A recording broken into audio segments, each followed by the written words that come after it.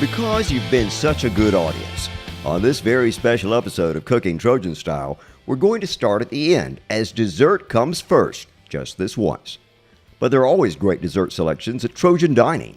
It is one corner in that dining hall that is totally dedicated to desserts, you know, and again, fantastic cookies, brownies, puddings. We also feature a bread pudding down there too. So a great selection of desserts.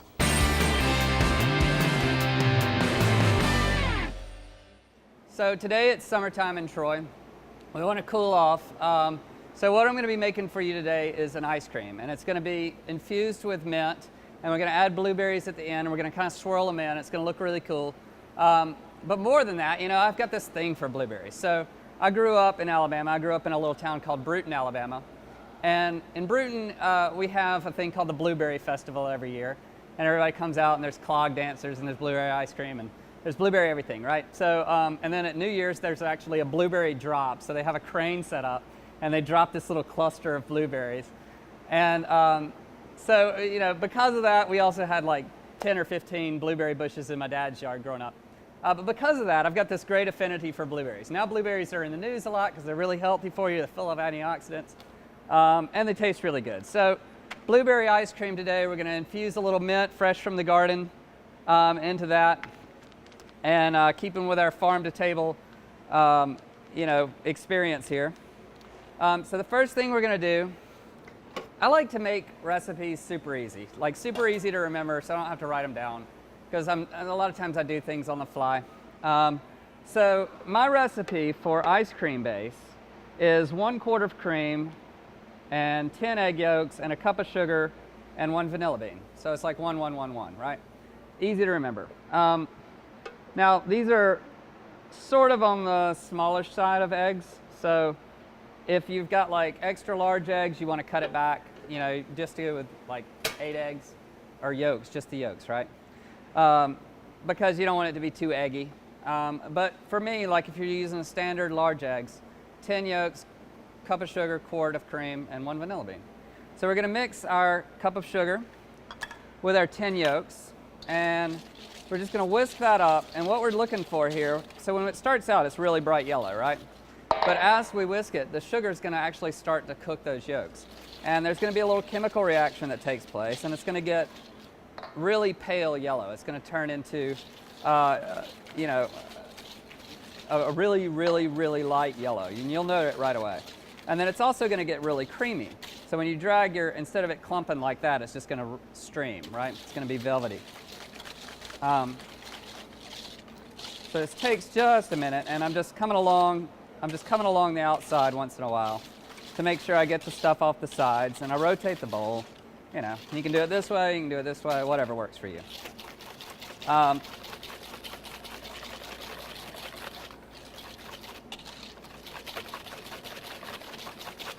You can also already tell it's almost, you know, half the shade of color it was before. It's much, much lighter.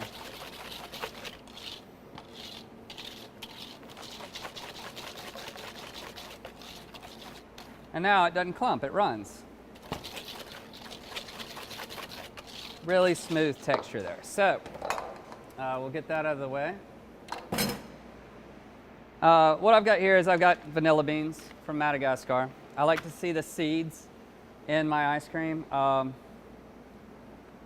So you get, you know, you can buy the frozen stuff at the grocery store, and some of it has, I think it's called like French vanilla or whatever. They leave the seeds in the French vanilla because it's more exotic. But so vanilla beans, you can find them, they're kind of hard to find. I don't know if I would trust like going to Winn-Dixie and getting like fresh vanilla beans, because they lose their potency after a while. So these, you can tell they're good. They're really soft, you know. After a while they'll dry out, they'll get kind of crackly and crumbly. But these are, you know, really soft.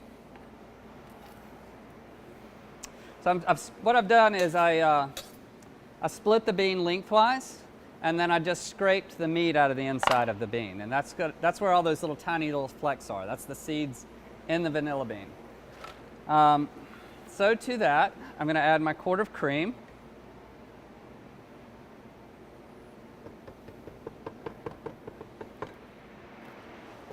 Turn this on. Give it a quick stir, so I just break up those seeds of vanilla a little bit.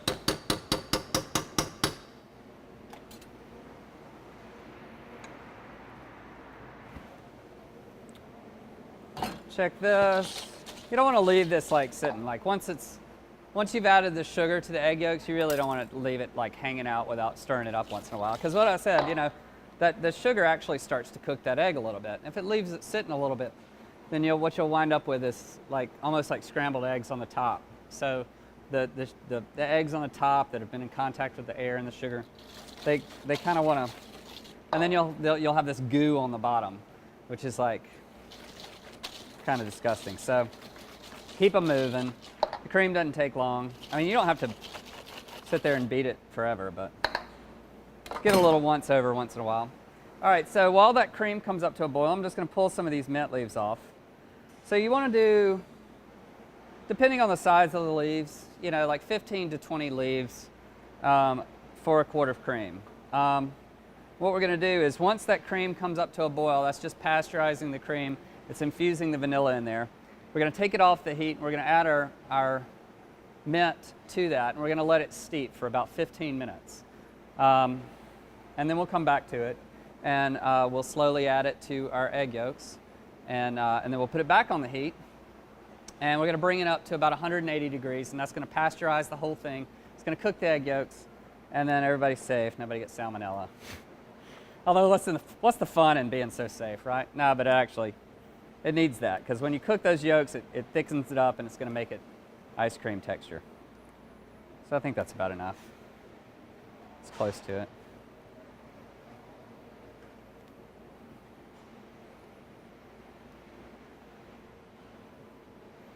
Cream's coming up nicely.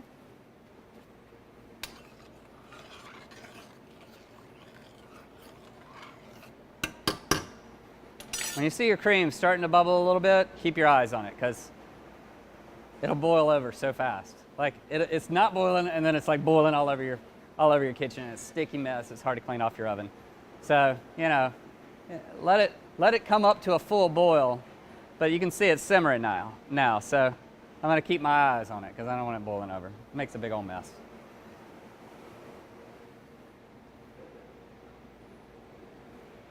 All right, so that's ready to go. We're going to turn that off and set that aside and just let it steep. All right, so my other pan here, I've got a little bit of sugar and some water.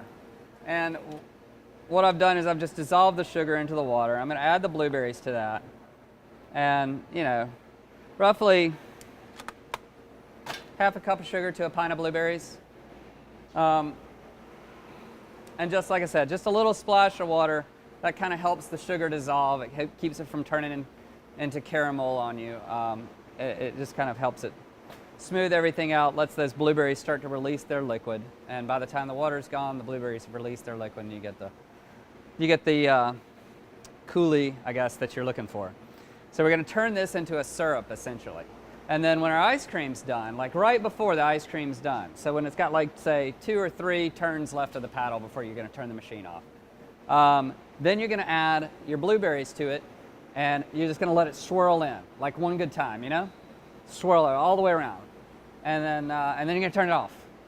And you can let it keep going, but then you're going to have a whole blue homogeneous thing, and I like the variation in it, right? So while this cooks, I'm just going to move it over here to the side. So that's going to take a few minutes to go. So while that goes, I'm going to take our cream and mint mixture, and we're going to add that back to our yolks. So we're going to pour a little bit at a time. If you pour the whole thing in at once, you scramble your eggs, you're left with a mess, and you got to start all over. So you do a little bit at a time. We can actually just pull this mint out of here.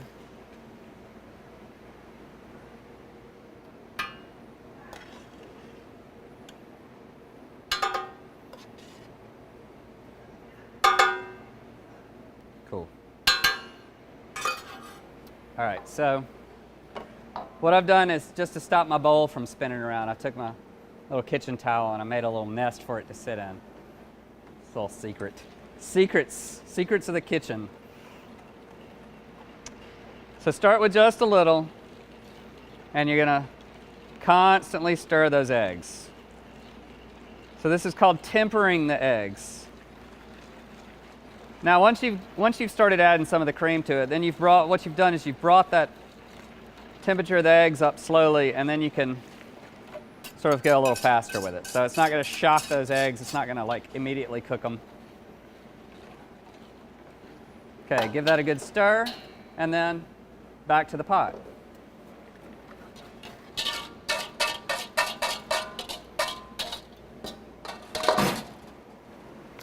Back to the pot, back to the burner. Now this part is kind of, you want to be a little careful with this part, okay? So you don't want to cook these yolks too fast. You want to cook them slowly. You've warmed them up significantly with that hot cream, but if you bring it up too fast, what's going to happen is the eggs on the bottom are going to scramble and the eggs on the top are still going to be cold. So you got to get the whole thing up to about 180 degrees. That's going to pasteurize the egg yolks, and it's going to cause the chemical reaction that allows those eggs to bind with the other ingredients and make this custardy kind of texture, which is the base for our ice cream, and it's referred to as creme anglaise. So this is also, you go to a French restaurant, and a lot of times you'll get a dessert, and on the plate is this base of creme anglaise. That's what this is. That's what we're making. So creme anglaise is the base for plain vanilla ice cream. And a slight variation of it is what's called creme pâtissier, or pastry cream, which is what they fill eclairs with. I mean, it's not, it's all sort of nuances and variations of each other. But so like it's like a chef's hat, like a toque. So they say that the pleats in a chef's toque are the 100 ways to cook an egg, and there's really limitless ways to do it, because it's a cheap product. It's what everybody could afford to work with, and it's the basis of French cuisine, really. So I'm stirring this in a figure-8 pattern. And what that's doing is I'm using a wooden spoon, so it's not scraping across the bottom of my dish. And what I'm doing is I'm just keeping it moving. I don't want anything to stick to the bottom. I don't want the custard to stop moving, because I want the heat to sort of heat up gradually and slowly, and it's going to take a few minutes. But I have a thermometer, makes things easier. You can kind of gauge this. So right now I'm at 168. So it's got a little bit ways to go. Another way to tell when it's almost done, if you don't have a thermometer, is this foam that's on the top. You can see all this foam? This foam will disappear. It'll start to thicken up on you, and you'll notice that as you drag your spoon through it, it wants to stick to the spoon a little bit. You could drag your finger through the back of the spoon, and you'd be left with a clean line there instead of it like running back down across. So that's how they did it before they had digital thermometers.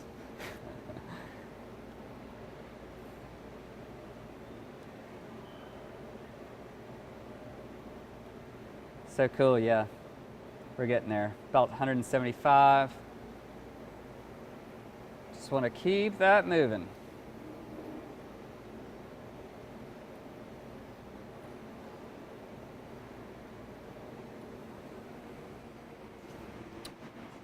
Turn my blueberries off. They're ready to go. So now the foam's starting to dissipate, and that means that the anglaise is almost done. What we're going to do now is, let me just check the temperature just to make sure. And we are reading 182, so perfect. So I'm going to take it off the heat, turn that burner off, and now I'm just going to keep stirring it for a minute. just to make sure that it's that same temperature all the way throughout. Like I said, it's getting kind of thick, and I want to make sure that there's no little hidden parts, no little whirlpools that's kept away on the side there and don't have that equal temperature protection. Because that's what's going to keep people from getting sick. You know, that's going to pasteurize your ice cream. It's going to make it good for a long time. Great. Now, we're going to start this to cool off. We don't want to pour it right in our ice cream machine with it, you know, like 180 degrees. It would just take forever to actually make the ice cream. Also, if you got an ice cream machine like this one, so like this one came from Walmart. It's like 30 bucks. And there's nothing to it. You don't have to have a really fancy ice cream machine. Restaurants have really fancy ones, but then they might make 5 or 6 different kinds of ice cream in a day. And so the restaurant units, the difference is that they have a built-in refrigeration thing. So they actually will freeze it there. I mean, like it's got a unit that freezes the bowl while it's stirring it. So this one doesn't have that. This one's just got a bowl like this. It's got a liquid inside it, and that freezes at like -5 degrees or something. So I put that in the freezer yesterday. It's got to sit in there for like 24 hours. And then you're ready to go. Locks together. Now, there we go. So once your custard gets cold, then you can add it to your machine. You're going to turn it on. It's going to take like 12 minutes. No problem. All right, so this is cooled down enough that it's going to take some of the shock off of it. You can see the foam's gone. What do you know? No more foam. So now you get this nice, thick, custardy creme anglaise, basically. Take the vanilla bean out. We don't need that guy anymore. And we're just going to go straight in to this unit here. Another good thing about this unit, it holds 1.5 quarts. So we've got, with the addition of our eggs, we've got about 1.5 quarts worth of liquid. So it's a perfect fit. Add that, turn that on, and we're ready to go. So we're going to wait, like I said, we're going to wait like 12 minutes, and then we'll add our blueberries to it. Our blueberries, which have cooked down now. We've got bright purple liquid, blueberries and sugar there. And just right before this is done, I'm going to pour them in. It's going to give it one good swirl. Then I'm going to pull it out, put it in a pan, and like transfer that to the freezer so that it has time to get good and set up, and then you can scoop from there. All right, we're back. Our ice cream is out of the freezer, and you can see we've got a great swirl pattern to that. That's the blueberry compote that we mixed in there. Now, when you're making your compote, you know, you don't have to do it with blueberries. You can do it with strawberries, raspberries, whatever kind of fruits you've got around. And you may want to, instead of, so we infused our cream with mint. So we've got enough flavors going on. But if you wanted to, you could infuse your compote with cinnamon or, you know, whatever you want. I mean, whatever flavors you want to enhance. This is star anise here. And it's got sort of a licorice smell. I like to use this sometimes when I'm making berry compotes.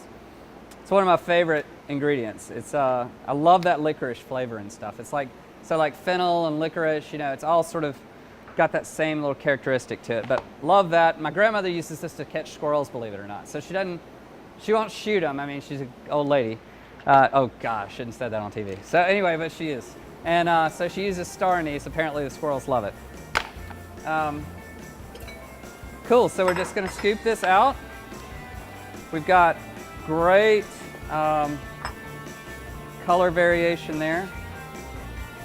Ready to go. Beautiful, soft, fresh blueberry ice cream.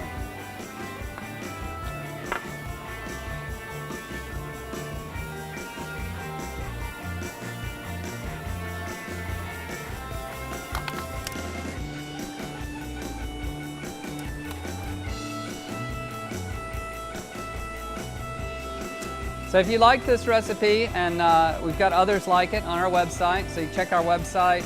We're going to be putting up new things all the time. keep in touch with us. Talk to us on Facebook or Twitter. And I hope you enjoy the show. Here's everything you'll need to make your own blueberry and mint ice cream.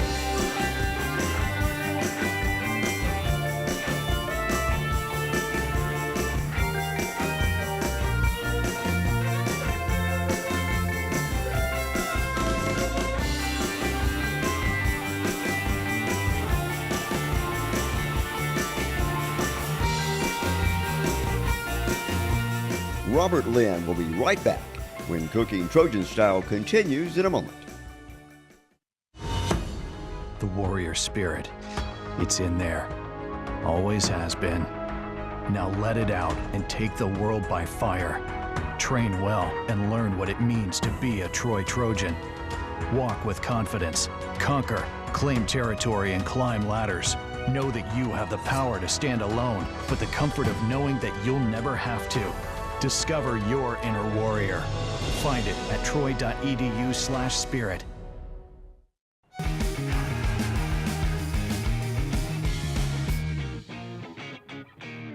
Now, for an entirely different type of spirit. Robert Lynn tells us how to mix up an item that is unlikely to ever be served in Trojan Dining, but you can make it for yourself if you're over 21. Today, what we're going to be talking about is everybody's favorite way to cool down in the summer. Well, cool down and then kind of heat up. But so we've got a whiskey that's from the state of Alabama. This is called Conecuh Ridge, and apparently it's an old moonshine recipe. But everybody's familiar with Conecuh County. It's just down the road from here. So we're using that today. We're going to make a signature cocktail, super duper easy. This is like 5 minutes work total, like start to finish. This rosemary came out of my garden this morning. So good, so fresh. The rosemary you get in the grocery store, I don't know, if you go around to an apartment complex or something around near you. I mean, they've got bushes of it that's like person high. Just go in there with some scissors and take some, because honestly, you're gonna pay 2 little sprigs like this. They're gonna charge you like $4 at the grocery store, and it's not even that fresh. It doesn't have that smell, right? But pick it from the inside where the cats and dogs don't pee on it. So, all right. So, what we're gonna do is we're gonna make a signature cocktail by making a simple syrup. And you say, what's so simple about it, Robert? Well, all right, it's super simple. That's what's so simple about it. It's a cup of sugar and a cup of water. That's all. That's simple syrup. So, if you've ever bartended, you're like, everybody knows that. Well, everybody doesn't know it. So give it a quick stir, right? That's just gonna break up those sugar crystals and let it all dissolve. Really just helping the sugar go back to its natural state. Sugar's actually classified as a liquid. Didn't know if you know that. But, so just kind of helping it to become what it wants to be anyway, which is a liquid. But you don't want to keep stirring it. So like, I just, once I got it broken up, once I got it good and dissolved, that's it. Don't stir it anymore. You stir it too much, and it'll start to crystallize. It'll get air incorporated in there. It'll crystallize, turn it into a big old mess. So we're going to crank that up super, super high. And in the meantime, what we're going to do is we're going to take an orange, and we're going to take a big hunk out of the skin here. Good piece. All the way around. Right? But on the inside of the orange is that white part. You don't want that white part. That white part's bitter, no flavor there. You just want the outside rind, right? So come in, you can take it, keep your knife really flat, be very careful when you do this. But I'm just going to be removing just the white part.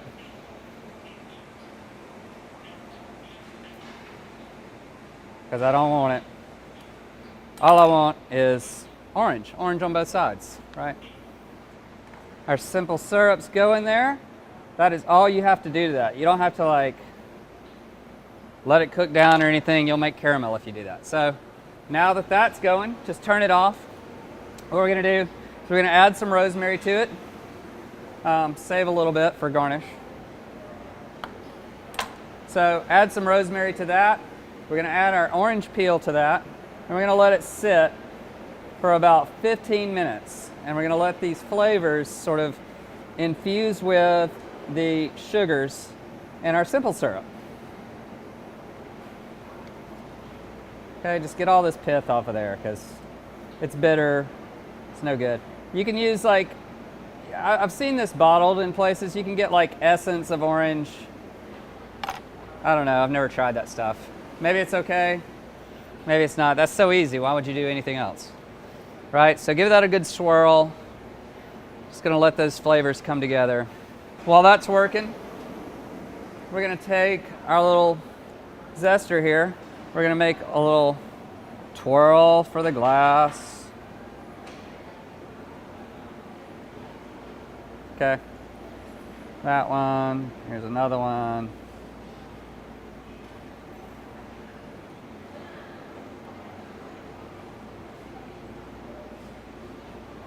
Right, little tool. We're gonna take these, we're gonna run it around the rim of the glass, okay? So the first flavor they get is gonna be the orange. Now I'm gonna tie it in a little bow. Or maybe not, we'll just leave it twirled.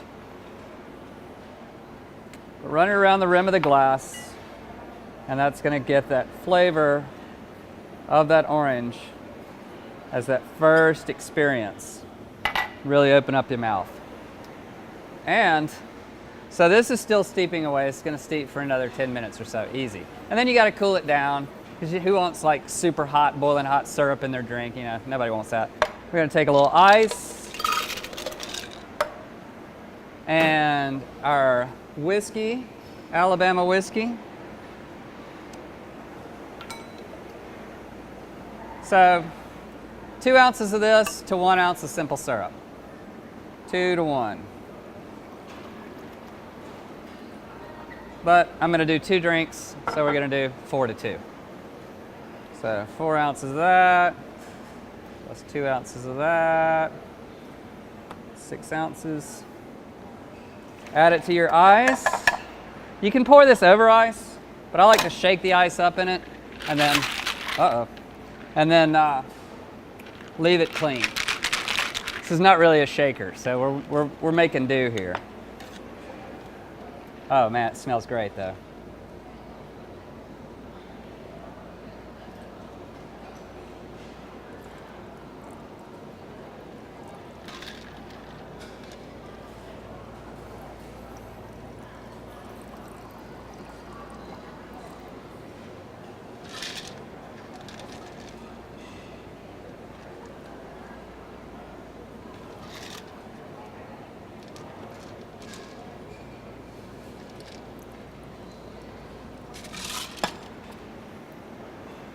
Give it a little sprig of rosemary.